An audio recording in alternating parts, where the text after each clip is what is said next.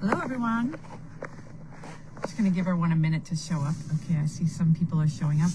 I'm going to do a brief mail call from the car today. And we got a lot going on, but I didn't want to have mail call not happening. So, all right. So it looks like a lot of people are here. I wanted to give an update on what's been happening for the past 24 hours. Yesterday, right before mail call, maybe a little bit during mail call, I got a message from my mother that she had fallen, and I was on my way there anyway. So Nick had already gotten her up, and she was, I saw her a couple times during the day. In the morning, she was feeling a little dizzy.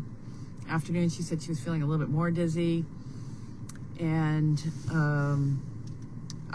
when I got back at 5 o'clock, Nick had just picked her up off the ground, and she said that she had tried to get out of the recliner and get into her wheelchair, and that she just didn't have the strength, and she was feeling terrible. And so I said, oh, okay, well, maybe it's because you haven't eaten since lunch. But she'd actually just eaten ice cream. I later learned that. But so I made her some soup for dinner. Well, actually, I gave her dinner something else first. She didn't like that, so I got her some soup. And I hung around the house fixing things and getting her organized. I put up the shelves in her new closet and thought everything was great. Went out to start feeding I checked in on mail call. Everything was fine. And then after mail call, Nick went back over to check on my mother. I went into the barn to feed, and Nick came out and said, she's not acting right. So I went over to see my mother. She wasn't acting right. She was very confused. And she was like, I'm really dizzy. And so I said, well, do you want to take you to the emergency room? We can get you in the car. I'll take you to the emergency room. She'd already hit the button, and the life alert was going off, which actually, because I didn't want to call life alert. I was like, we'll just put you in the car. We'll take you. It'll be fine. But I didn't want the big fire trucks and everything. But she hit the life alert, and I'm glad she did, because there's so much ice and everything else. And she was really dizzy when she tried to stand up. I was glad to have the 5 different firefighters holding her up and getting her into the stretcher and reeling the stretcher out over the ice and getting her into the fire truck, or the ambulance, not the fire truck. And so bottom line is, she went into the emergency room yesterday around, maybe it was probably 6:30. She was fortunate to get a room. We stayed till about, Elizabeth came with me, we stayed to about 1 o'clock in the morning. She definitely didn't feel good. She was been throwing up. It turns out that I think what's happening is she has a UTI, and that seems to be resulting in a lot of confusion. And she's not well. She's just not well. I saw her this morning. She's still in the emergency, in the same room that she was last night. They've actually moved her since then to a room upstairs, which I'm now going to go visit her again and see if she's had any improvement. They're hoping to have some improvement on within the next 24 hours, because they put her on antibiotics, and so we'll see some improvement, hopefully. She did ask me if she was dying, and I told her no, because she's really sick. It's just an infection. She was like this about 2 months ago, but she has now since forgotten that she was this sick. And she'll be in the hospital till Friday. She's very excited she kept saying that she just loves her house. She wants to go back to her house, so that's good. And I'm not overly concerned about her sustainability, I was going to say, but her, I don't think that this is, she's not ready to check out. I think she'll be fine. I think she's just going to be in the hospital for another couple weeks. This is the process of aging. And when I was there last night, I looked around, and there were so many people, and they were all seniors, very senior people. In all of the rooms were taken up with, there was no somebody fell down and broke their leg. It was mostly in the seniors who were in rooms were in their 80s.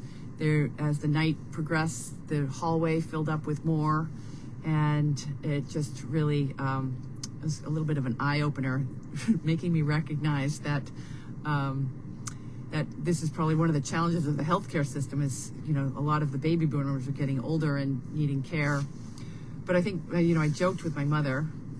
She did have a little bit of a sense of humor this morning. Last night she was so mad and so sick. She blamed this whole thing on the fact that I forced her to take a shower yesterday.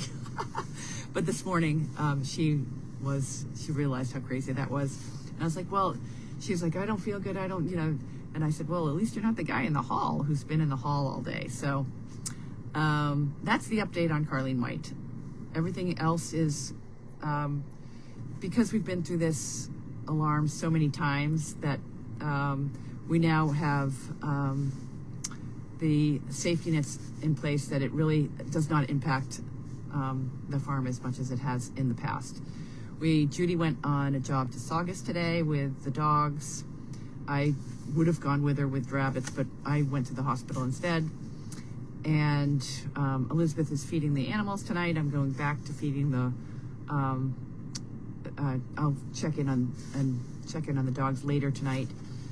They're all set up in their kennels. Sizzle's going to spend the night in the White House, and so it's everything's good. Everything's fine. One thing that did happen today that we are very, very pleased with is I got a call from a former SDP person. Her name's Heather. She used to do the overnights. A lot of you guys know her. She had come by and visited with my mother, and she's very interested in coming back and being part of Goldy's farm. And I remember Heather really. I really liked working with her. Not working with her, but her role with the overnights. She's really good. She's always positive, super nice person, and I think she'd be a fantastic help for Goldy's farm. And she said she's got a couple other friends that want to also come back and start helping with Goldy's farm. So I feel like there's a lot of hope in that, because it over the next couple days, it's gonna with my mother gone, it'll be fine. I'm actually taking a quick trip to Aiken to I have to meet the contractor, and I'm renting some of the space in my house, so I need to get all that sorted. So I'll be gone on Thursday and Friday. I'm picking up building materials in Aiken and then driving back. And because the building materials for the side of the barn are so much cheaper in Aiken, I decided to go down there, put the siding for the barn in the trailer and drive it back here. It's going to save us about $1,000, so it's worth that. So I'm doing a quick little trip, and I am confident that between Heather and Elizabeth and Judy and I got a call from the neighbor who's, she's willing to help, and so many people are reaching out that I think that we'll be in great shape and everything will be fine. So that's all we got. Elizabeth sent out an email. We're coming clean on the status of Carlene White, the reasons why sometimes she is not part of mail calls, because sometimes she just sleeps through it.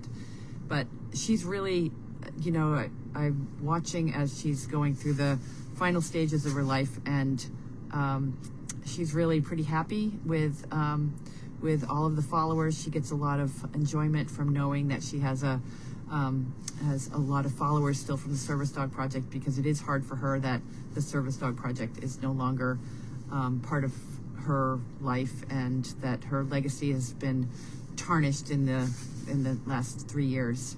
But she's really excited about the future of Goldy's farm, whether she's around to enjoy it or not. She's excited that that the Goldy's farm is doing great things. So I just wanted to jump in for a few minutes, and maybe I can answer a few questions. I'm literally in the car. I had to pull over on the side of the road because I was like, I told Elizabeth I would give an update, and I didn't realize it was 5 o'clock. So I've spent the day with a lawyer, believe it or not, trying to get ready for March 27th. So it's a busy day. All right, so let me go back and see if I can find any. If you guys have any questions, just post them out quickly, and I can go ahead and answer them. If you have something in particular you want me to answer, so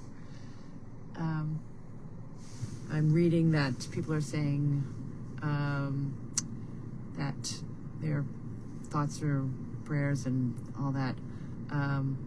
That's all good. Jane Worley, I can see Jane Worley, and congratulations. Do we need to send me a text message or reach out to Judy and let her know which picture you want for winning the shedding on, is it yesterday? God, is today Tuesday? Yeah, I think so. Yeah, let's see. I'll go through these comments. They're going pretty fast. Let's see.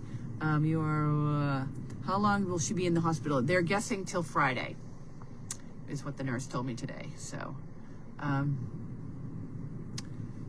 let's see. She's a virtual, okay. I'm a slow reader. Thanks for the update. Okay, so Brittany, you can see Jane Worley. Brittany White is there. Make sure you two connect, because Brittany is now doing all of our fulfillment. She's doing the t-shirts and the making sure that the chicken shatting people, I call it chicken bingo people get their get a pic of what they want for a picture, a framed picture, and also it gets mailed to them. So my sister is not coming back. I did talk to her briefly today, and she is thinking about coming up potentially next weekend, not this coming weekend, but the weekend after that. So we'll see about her visit, because it really is, at this point, the management of Carlene White has become, we've all gotten pretty good at it. So, and the team is in place, and it's, I hate to say, but I feel like I've created a compound of, we've got Michelle, we've got Elizabeth, we've got Nick. She's surrounded by people. We even have the carpenters. I can't even tell you how helpful they are. And Wallace and Bow were there last night. There's just such a good group of people that are around, enjoying the farm and willing to help.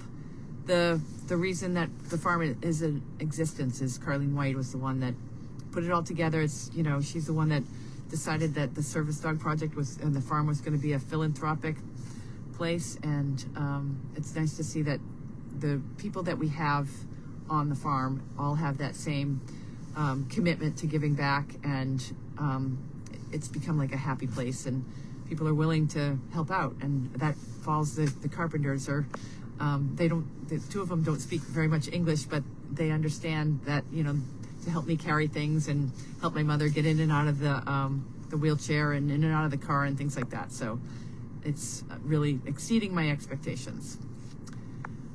All right, so Elizabeth will be back for mail call tomorrow, and she will answer lots of questions. I'll read through this later on today, and I'll respond to any questions that people might have specifically. But I'm going to just cut this short because I've got a few dogs here to feed, and then I've got to drive all the way to Beverly to go check in on my mother, and then I got to go back to the farm to feed more dogs and check the farm before I go back to cocktail hour. So I think I've earned myself a glass of Chardonnay tonight. All right, everyone. Well, thank you for checking in on this short, quick little mail call, and I appreciate everyone's support.